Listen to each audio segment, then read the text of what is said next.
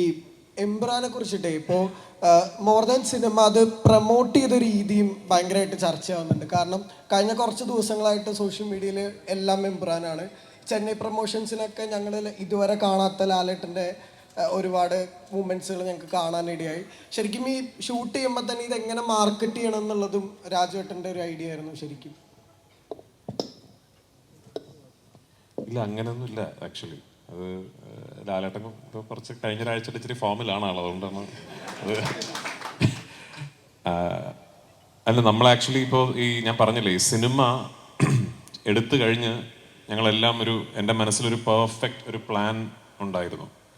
അപ്പോൾ ആ പ്ലാൻ ഞങ്ങൾക്ക് കൃത്യം ഒരു ഡേറ്റിന് എന്ത് സംഭവിക്കണം. ഇപ്പോൾ ഞങ്ങളുടെ ഒരു ക്യാരക്ടർ ഇൻട്രോ ക്യാമ്പയിൻ ഒക്കെ ഉണ്ടായിരുന്നല്ലോ. ഫെബ്രുവരി 26-നാണ് ക്യാരക്ടർ ഇൻട്രോ ക്യാമ്പയിൻ കഴിഞ്ഞത്. അപ്പോൾ അന്ന് ഫെബ്രുവരി 26 കഴിഞ്ഞാൽ 27 എന്ത് സംഭവിക്കണം, 28 എന്ത് റിലീസ് ചെയ്യുന്നു, അങ്ങനെ കൃത്യം ഒരു പ്ലാൻ ഞങ്ങൾക്കുണ്ടായിരുന്നു. ആ പ്ലാനിന് വേണ്ട എല്ലാ ക്രിയേറ്റീവ്സും കാര്യങ്ങളും എല്ലാം റെഡിയാക്കി അങ്ങനെ ഞാൻ അങ്ങനെ സിനിമയെ സമീപിക്കുന്ന, അങ്ങനെ സിനിമ ചെയ്യുന്ന ഒരാളാണ്. ഞങ്ങൾക്കത് ചെയ്യാൻ കഴിഞ്ഞിരുന്നില്ല, പല കാര്യങ്ങൾ കൊണ്ടും ചെയ്യാൻ കഴിയാതെ വന്ന് പിന്നീട് കഴിഞ്ഞ ഒരാഴ്ചയായിട്ടാണ് ഞങ്ങൾക്ക് ഇതെല്ലാം ചെയ്യാൻ പറ്റും. ഇപ്പോൾ ഞങ്ങൾ ഒരുപാട് കാര്യങ്ങൾ കംപ്രസ് ചെയ്ത് ചെറിയ സമയത്ത് ചെയ്യേണ്ട ഒരു അവസ്ഥയുണ്ടായിരുന്നു.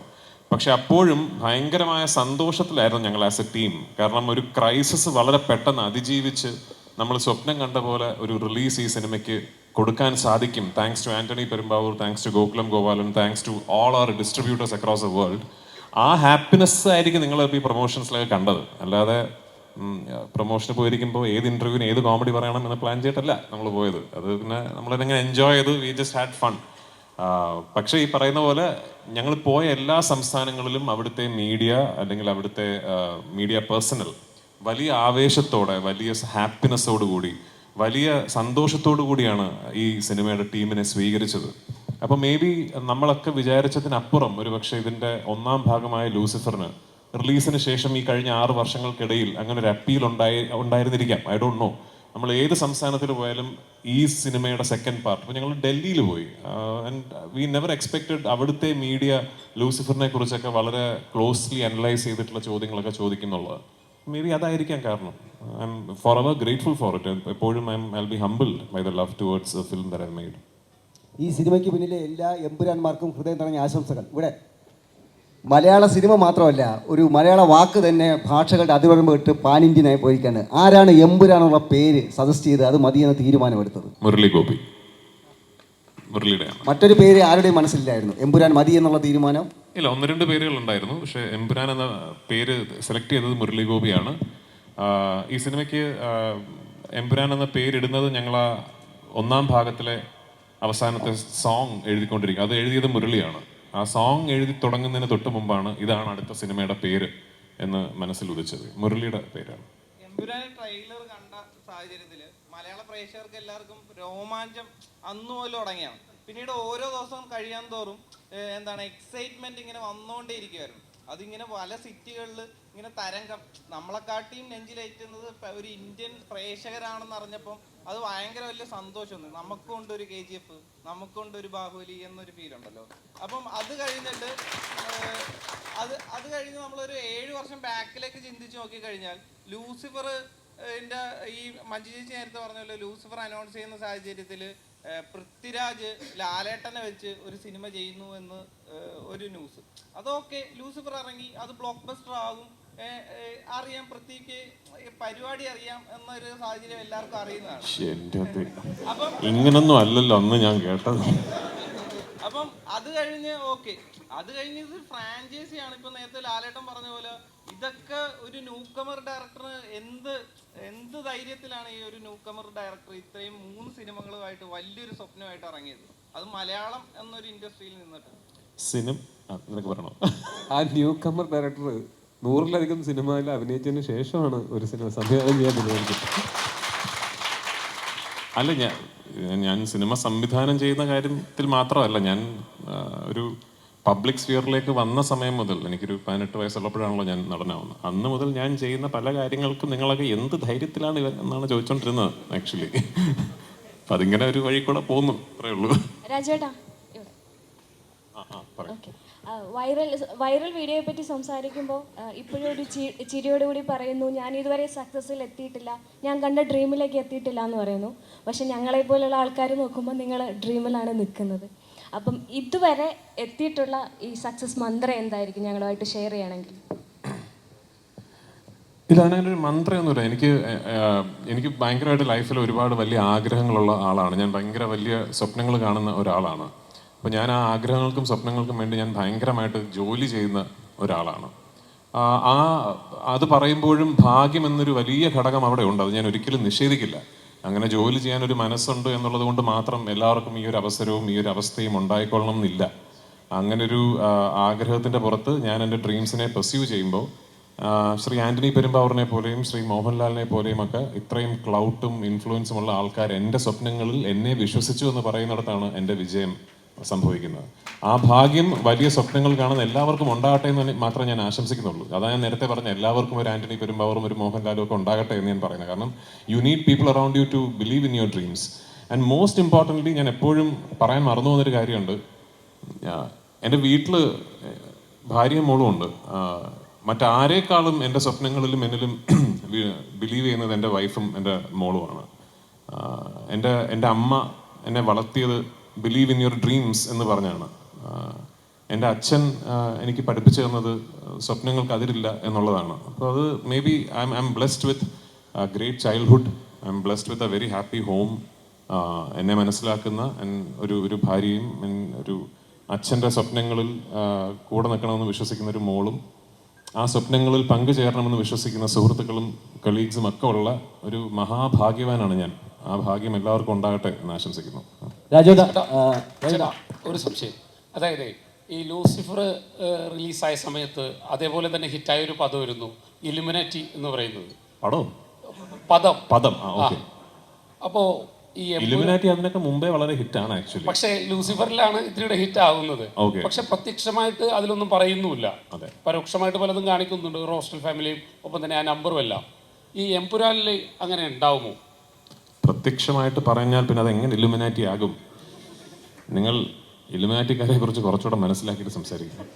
രാജേട്ടാ, ആദ്യമായിട്ട് ഈ ഒരു മലയാള സിനിമ ഐമാക്സ് ഫോമാറ്റിൽ നമുക്ക് കാണാൻ പറ്റുന്നത്.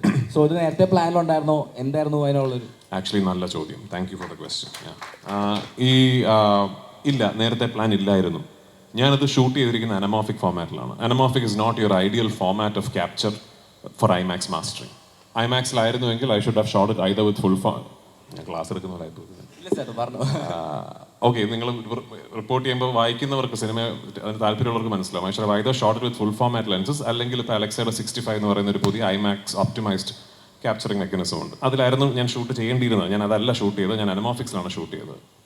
നമ്മുടെ ടീസർ റിലീസായ ദിവസം ജനുവരി 26-നാണ് ടീസർ റിലീസായത്. ജനുവരി 27-നോ മറ്റോ US ക്രിസ്റ്റഫർ ടിൽമൻ എന്ന് പറയുന്ന ഐമാക്സിന്റെ ഹെഡ് എൻ്റെ നമ്പർ കണ്ടുപിടിച്ച് എന്നെ ഇങ്ങോട്ട് വിളിക്കുകയായിരുന്നു. അദ്ദേഹമാണ്, അതെ, താങ്ക്സ് ടു, അതുകൊണ്ട് ഞാൻ പറഞ്ഞ അതിനൊരു താങ്ക്സ് പറയേണ്ടതായിട്ടുണ്ട്. അപ്പോൾ ക്രിസ്റ്റഫർ ടിൽമൻ, ക്രിസ് ആണ് എന്നെ ഇങ്ങോട്ട് വിളിച്ച് we just saw your film's footage and we truly believe that this needs to be showcased on IMAX across the world എന്ന് ഇങ്ങോട്ട് പറയുകയും ക്രിസിൻ്റെ താല്പര്യപ്രകാരമാണ് ഈ സിനിമ നമ്മൾ ഐമാക്സിലേക്ക് മാസ്റ്റർ ചെയ്ത് ഐമാക്സിൽ കാണിക്കുന്നത്. ഹാവിങ് സെഡ് ദാറ്റ്, ഞാൻ ഐമാക്സ് മാസ്റ്ററിൻ്റെ കുറേ ഫുട്ടേജ് കണ്ടു. The visual quality is mind blowing. അവർ ബ്യൂട്ടിഫുള്ളി മാസ്റ്റർ ചെയ്തിട്ടുണ്ട് സിനിമ.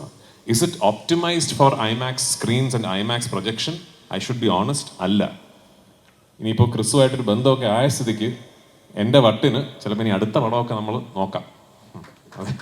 ലാലേട്ട ഇവിടെയാണ് ചോദ്യം. ഇപ്പോൾ ഇന്ത്യയിലൊട്ടാകെ നടന്ന പ്രൊമോഷൻ കഴിഞ്ഞപ്പോൾ കേരളത്തിലെത്തിയിരിക്കുകയാണ്. ഏറ്റവും ലാസ്റ്റാണ് കേരളത്തിലെത്തിയിരിക്കുന്നത്. പക്ഷെ നമ്മൾ കണ്ട കുറേ പ്രൊമോഷനിൽ ഓരോ ഇൻ്റർവ്യൂവിലും ലാലേട്ടൻ്റെ ചിരിയും കളിയും തമാശകളും കണ്ടു. ഒത്തിരി ടെൻഷൻ അടിച്ച് ഇവിടെ ആൻ്റണി പെരുമ്പാവൂർ എന്ന ഒരു പ്രൊഡ്യൂസർ ഇവിടെ ഇരിപ്പുണ്ടായിരുന്നു. ആ സമയത്തൊക്കെ ഡെയിലി രാത്രി നിങ്ങൾ കോൾ ചെയ്യുമായിരുന്നു. എപ്പോഴും നിങ്ങൾ ഷെയർ ചെയ്തുകൊണ്ടിരുന്ന എന്തായിരുന്നു? അത്ര എൻജോയ് ചെയ്ത ഏറ്റവും നല്ല ഇൻ്റർവ്യൂ ഏതായിരുന്നു ലാലേട്ടൻ ഫീൽ? ഞാൻ ചിരിച്ച് കളിച്ച് സംസാരിക്കുന്നത് തെറ്റാണോ? ഏറ്റവും നല്ലതായിരുന്നു. അല്ല, അങ്ങനല്ല. നമുക്ക് ഇപ്പോൾ അതിനൊരു മലയാളത്തിൽ ഏറ്റവും zenith of every sorrow is happiness എന്ന് പറയും. എല്ലാ സങ്കടത്തിൻ്റെയും മുകളിൽ നിൽക്കുന്ന സന്തോഷം എന്നാണ്. അപ്പോൾ അതായത് നമ്മളും കൂടെ already Antony is coming lot of ഒരുപാട് സങ്കടങ്ങളിലൂടെ പൊയ്ക്കൊണ്ടിരിക്കുന്ന സമയത്ത് ഞാനും കൂടെ സങ്കടപ്പെടുന്നതിന് ഒരാൾ സന്തോഷത്തിലിരിക്കാമെന്ന് വിചാരിച്ചു. അല്ലല്ലോ, അങ്ങനല്ല. നമ്മൾ ഒരു ചോദ്യങ്ങൾ അങ്ങനെയായിരുന്നു, അതിൽ ഒരു വ്യത്യസ്തമായ കാര്യങ്ങളായിരുന്നു. പിന്നെ നമുക്കൊരു 10-12 ഇൻ്റർവ്യൂ കഴിയുമ്പോഴത്തേക്ക് ഒരു ഡിസോറിയൻറ്റഡ് ആവും. നമ്മൾ എന്താ പറയുന്നതെന്ന് അറിയാൻ പറ്റില്ല. അപ്പം അങ്ങനെ ചില തമാശകൾ പറഞ്ഞു എന്നേ ഉള്ളൂ. കാര്യം പിന്നെ സന്തോഷിക്കാതിരിക്കാനുള്ള കാരണങ്ങളൊന്നുമില്ലായിരുന്നു സിനിമയെ സംബന്ധിച്ച്. ബാക്കി വേറെ കാര്യങ്ങളൊക്കെ ഉണ്ടാകും.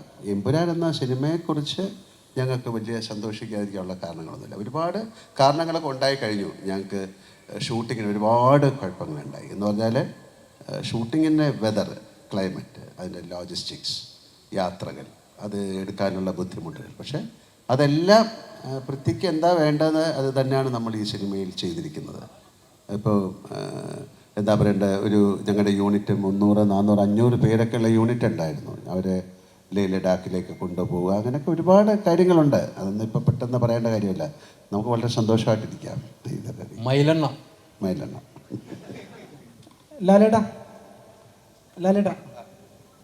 ലാലേട്ടനോടൊരു ചോദ്യം ചോദിക്കാൻ ഞാൻ ആളല്ല. കാരണം ഇപ്പോൾ അപ്പം പിന്നെ ചോദിക്കാതിരിക്കുന്നല്ലേ. അല്ല ഞാൻ പറയാൻ വന്നതെന്ന് വെച്ച് കഴിഞ്ഞാൽ ഒരു നന്ദിയാണ് സത്യം പറഞ്ഞ. എന്താണ്? അതായത് ലാലേട്ടനെ എപ്പോൾ കണ്ടാലും, ഞാൻ ആദ്യമായിട്ടാണ് കാണുന്നത് ലാലേട്ടനെ, ആദ്യമായിട്ടാണ് ലാലേട്ടനൊരു ചോദ്യം ചോദിക്കുന്നത്. അതുകൊണ്ട് പറഞ്ഞതാണ്. ലാലേട്ടനോട് പറയാനുള്ളതൊരു നന്ദി മാത്രമാണ്. ഈ മലയാളക്കരയിൽ വന്ന് പിറന്നതിന്, മലയാള സിനിമയിൽ അഭിനയിക്കാൻ തീരുമാനിച്ചതിന്, അതോടൊപ്പം തന്നെ ഞങ്ങളുടെ ദുഃഖത്തിലും സന്തോഷത്തിലും രോമാഞ്ചത്തിലും ഒക്കെ സിനിമകളിലൂടെ ഒപ്പം നിന്നതിന് നന്ദി മാത്രമുള്ളൂ ലാലേട്ടാ പറയാൻ. ഞാൻ ആദ്യമേ നന്ദി പറഞ്ഞുകൊണ്ടല്ലേ എൻ്റെ വർത്തമാനം തന്നെ തുടങ്ങിയത്. നിങ്ങളോട് നന്ദി പറഞ്ഞിട്ടാണ്. കാര്യം നിങ്ങൾ തന്നെയാണ്, ഈ നന്ദി തന്നെയാണ് ഞാൻ മോഹൻലാൽ എന്ന ഈ നടനെ 47 വർഷമായിട്ട് നിർത്തിയിരിക്കുന്നത്. വളരെയധികം നന്ദി.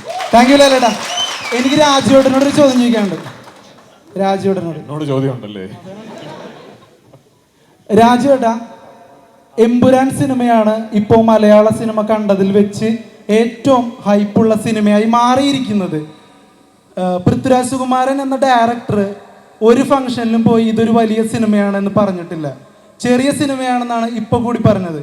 എന്നിട്ടും ഈ സിനിമ വളരെ വലിയൊരു ഹൈപ്പ് നേടിയത് മലയാളികൾ ഓരോരുത്തരും അവരുടെ കുടുംബത്തിൽ ഒരു കാര്യം വിജയിക്കണം എന്നുള്ള രീതിയിലാണ് ഈ സിനിമയെ നോക്കി കാണുന്നത്. അപ്പോൾ ഈ ഹൈപ്പ് റിയലാണ്. കഴിഞ്ഞ ദിവസം തിയേറ്റർ ഉടമകൾ പ്രസ് മീറ്റിൽ പറയുന്നത് കേട്ടു, അവരുടെ കടങ്ങളടക്കം ഈ സിനിമ മാറ്റും എന്നൊരു കോൺഫിഡൻസ് ഉണ്ടെന്ന്. അപ്പോൾ ചോദ്യം ഇതാണ്, പൃഥ്വിരാജ് സുകുമാരൻ എന്ന ഡയറക്ടർക്ക് ഈ ഹൈപ്പ് നോക്കി കാണുമ്പോൾ ഹാപ്പിയാണോ അതോ പേടിയുണ്ടോ? എനിക്ക് വലിയ സന്തോഷമുണ്ട്. ഈ ഹൈപ്പ് എന്ന് പറയുന്നത് എല്ലാവരുടെയും പ്രതീക്ഷയാണല്ലോ. അപ്പോൾ ഞാൻ ചെയ്യുന്നൊരു സിനിമയുടെ മുകളിൽ അത്രയും പ്രതീക്ഷയുണ്ടെന്നും അത്രയും ആൻറ്റിസിപ്പേഷൻ ഉണ്ട് എന്നുള്ളതിൽ വലിയ സന്തോഷം എനിക്കുണ്ട്.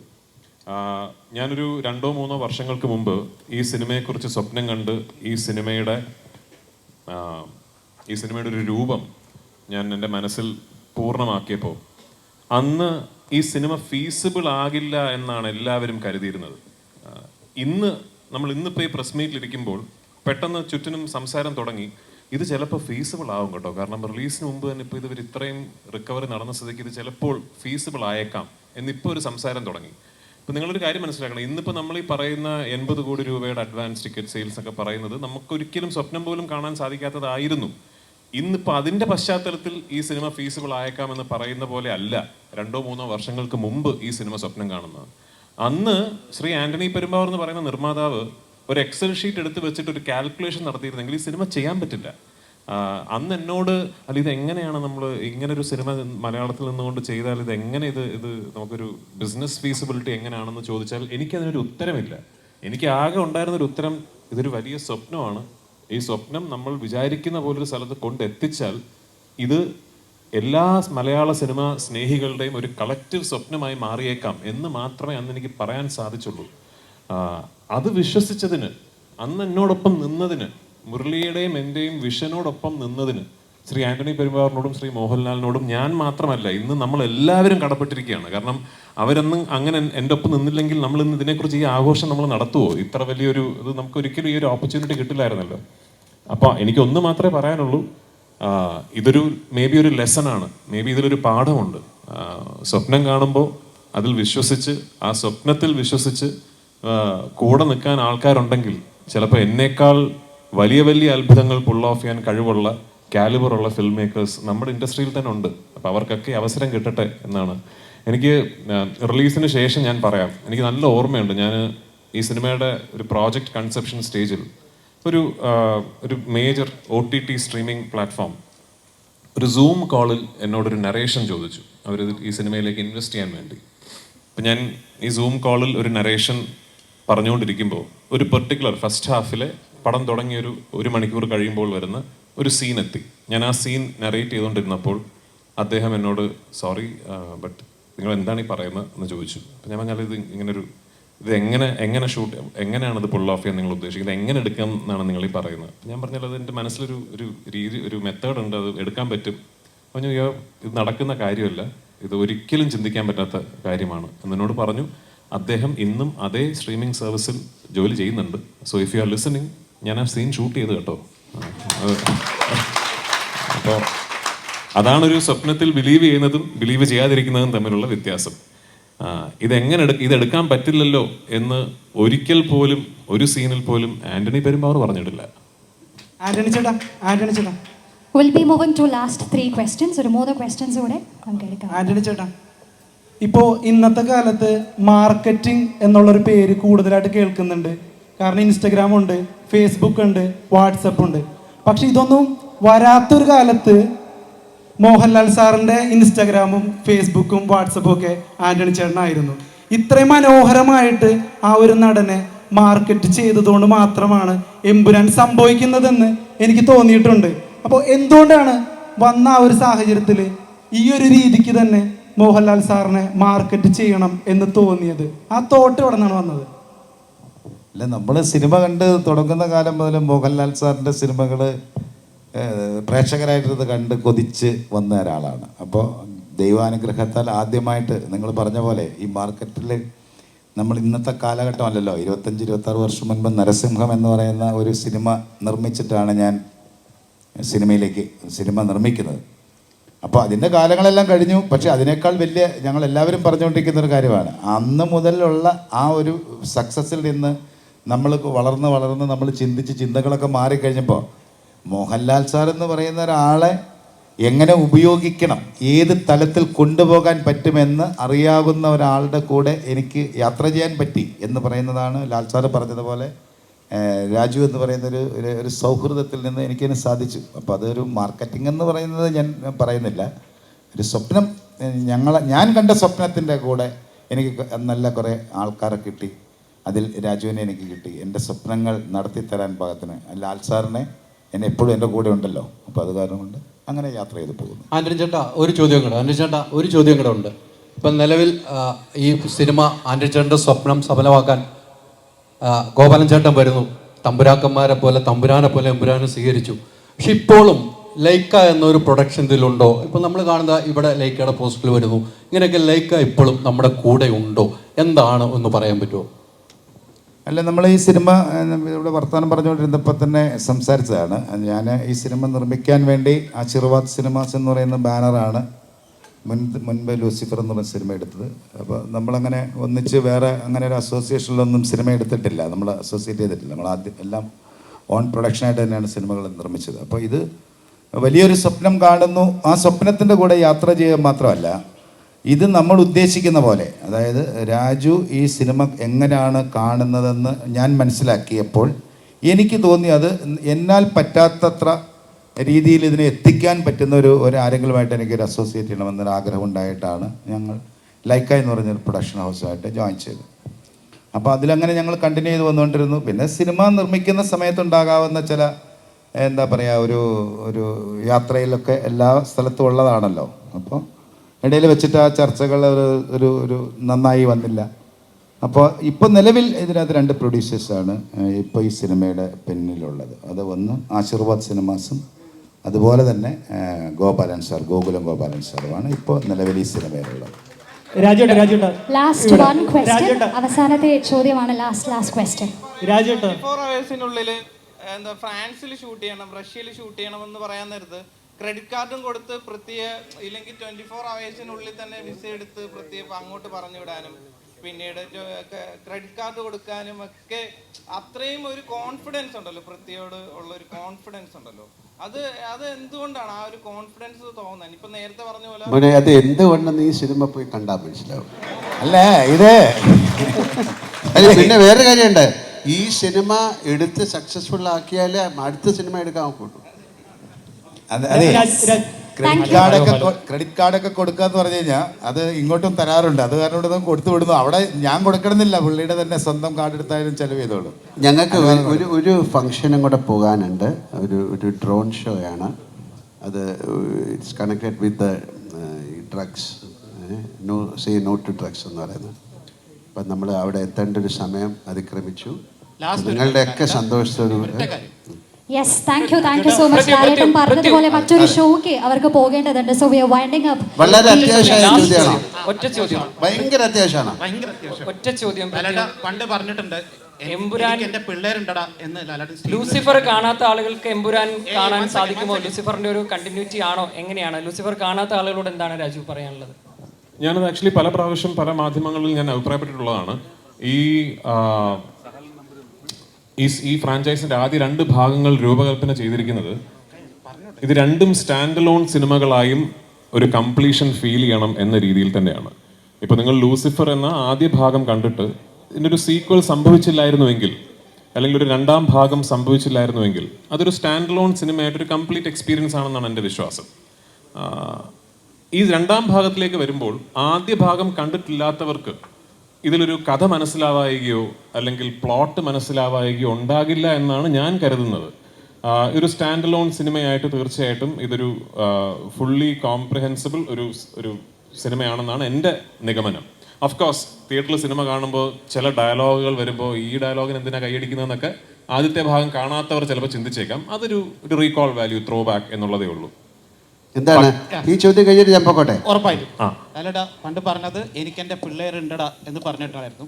ഇന്നിപ്പോൾ കഴിഞ്ഞ ഒരാഴ്ചയായിട്ട് നോക്കിക്കഴിഞ്ഞാൽ ആ പിള്ളേരാണ് ഫുൾ പവർ ആയിട്ട് ഇറങ്ങിയിരിക്കുന്നത്.